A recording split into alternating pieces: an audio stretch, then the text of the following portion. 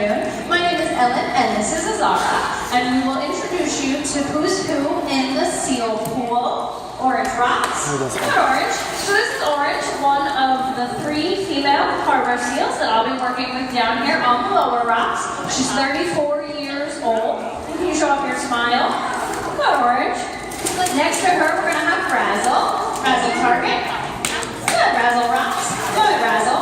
Razzle wave. Good Raz. She is 31 years old. And then last but not least, I'll be working with Layla. Layla is 28, popping her head up right by the ramp here. She loves to wave. So can everyone wave to Layla? Layla, big wave. Good, Layla. And who is hanging out up there with you? Right in front of me is Polly. She's 29 years old. Good, Polly. Are you excited for lunch, Polly? Here, Polly. I'm also working with Tilly, who's up here on the higher part of the rocks. Maybe she'll make a grand entrance for us again. Good, Tilly. Swim. Good, Tilly. Tilly's pretty funny to watch. Tilly, rocks. Here she comes. You guys ready? Good, Tilly. So, this is Tilly. She likes to make her grand entrance onto the rocks, make her presence known to everyone. Tilly, wait. Good, Tilly. So that's who's hanging out with me up here. What are we feeding the seals for lunch today, Ellen? Orange House. We are serving 2 different types of fish. We have some nice herring chunks in our buckets. Razzle, do you like herring? Good, Raz. And herring is like seal candy. It's a real fatty fish, so it tastes pretty good.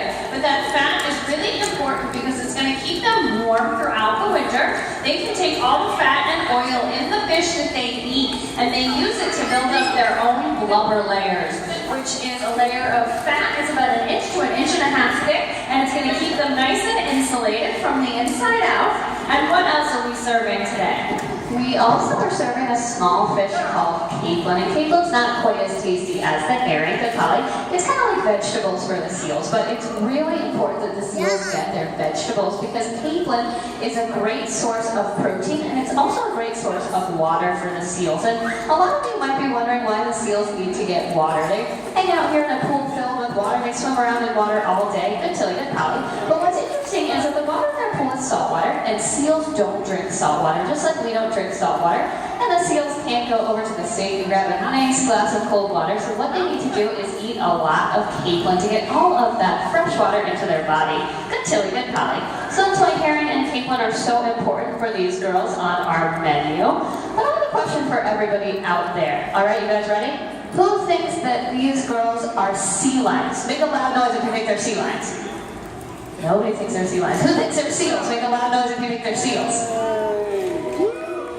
There we go, I hear it. Alright, so these girls are seals, you guys are right. Good Polly. And it can be a little bit tough to tell seals and sea lions apart. Sometimes people get a little confused, they'll call these ladies sea lions, but they're not sea lions, they're seals. And they're going to show you a couple of ways that you can actually tell that they are seals. So we're going to have Tilly help us out one more time. Good Tilly, swim.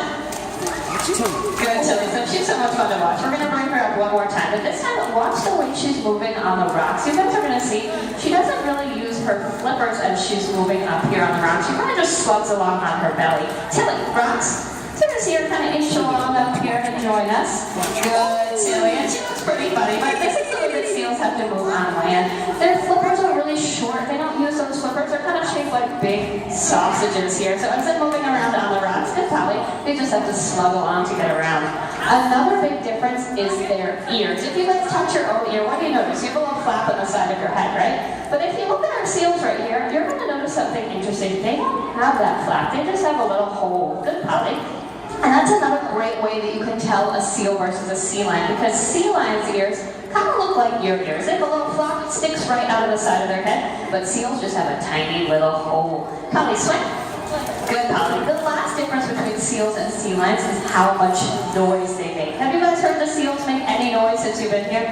No. No, right? They're really quiet. They don't make a lot of noise at all. Sea lions are the ones that make those loud barking sounds that you might have heard at another zoo or another aquarium. But our ladies would not make those noises. They're very, very quiet. Good, Tilly. So those are some great ways that you can tell that these girls are seals and not sea lions. But even if they were newer sea lions, we'd actually train them in exactly the same way. Isn't that right, Ellen? That is true. And we train our animals for different reasons. We train some behaviors that help us take care of them. So you'll notice us opening their mouths, checking out their teeth and their gums. Razzle mouth, good Raz. They'll let us brush their teeth. The seals will also give us their flippers if we need to trim their nails. Orange flipper. Good Orange. They will hold their eyes open for eye drops, even roll over so we can check out their whole bodies. Good Layla. And then we do also train some behaviors that are very physically stimulating for our seal. Orange station, Razzle swim. Good Razzle. Orange swim. Good Orange. Orange Razzle spin. Look at you spinning. Good Orange. Good Razzle. But whatever behavior we want to teach the seals, we do follow the same process. Orange rocks. Good Orange. We start with a big bucket of tasty fish. Razzle rocks. Good Raz. And we first teach the seals a pretty simple behavior that we call a target. Razzle target. Good Raz. So really simple. All she did was she just touched her nose to my hand and kept it there until I told her the word good, and then she got some fish as a reward. Layla, right? Good, Layla.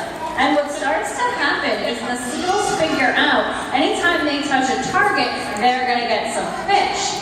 Razzle target, good Raz. And then we can start using that target to guide our seals into newer behaviors. So you notice Azara has that target pole right now as she's moving it back and forth. Polly is following it. Orange is on a house target right now, which is another target that we use. She goes to it while I'm working with another animal. I can ask Layla with a hand target, and as I start to move my hand up and down, she follows it. Good, Layla. We can also use that target to send the seals to other areas, other spots in the tank. Razzle station, orange swim. Good Orange. Orange wall. So Orange is going to come down to the window and she is going to visit with everyone. And all she's doing now is she's targeting on that glass. She has her nose up there and she's going to stay down there until I ask her to come back to me. And I use kind of a magic word to ask her to come back. I use a training tool that we call a bridge. And we use the word good. And it's going to let Orange know that she's done well. She's done exactly what I asked her to do. And she's going to get her nice fishy reward. Good Orange. Now our seals here, you could say they are pretty pampered. They get lots of fish all day. Medicine if they needed it, even toys to play with. Good, Layla. But seals out in the wild might not be that fortunate, right? That's true. Seals out in the ocean sometimes encounter some predators. Seals have 3 main predators out in the ocean that might put seals on their menu, and I'm wondering if you guys can guess what might eat a seal. Feel free to shout it out. Any guesses? Shark, that's one. What else would eat a seal? Polar bear, and there's one more. Whales. Whales. Nice job. Good Tilly, good Polly. So all of those animals could be a big problem for seals out in the ocean, but we still think they're really cool, especially sharks. Do you guys love sharks? There be shark lovers out there. Polly, do you love sharks? Good Polly. Polly says yeah, she loves sharks. Well, Orange also really likes sharks. They're one of her favorite animals. So Orange over here is going to show you guys her shark impression. And we're going to have you guys help us out. Does everybody want to help train a seal today? Let's try that one more time. Does everybody want to help train a seal today? Yeah, there we go. Everybody's pretty excited. Well, this is going to be fun. We're going to have you guys help us out. On the count of 3, if you guys can yell out the word shark really loud, you're going to give Orange the signal to do her shark impression. Okay, you guys ready out there? 1, 2, 3, shark! Here she goes. Pretty scary, right? I think she's been practicing. Nice dorsal fin, Orange. Good pop. But unfortunately for seals, it is not only predators that they have to worry about. There is a lot we do that can affect their habitat. Things like garbage and plastic can be very dangerous if they end up in the water. So Razzle hopes everyone is recycling, and she is going to demonstrate for us.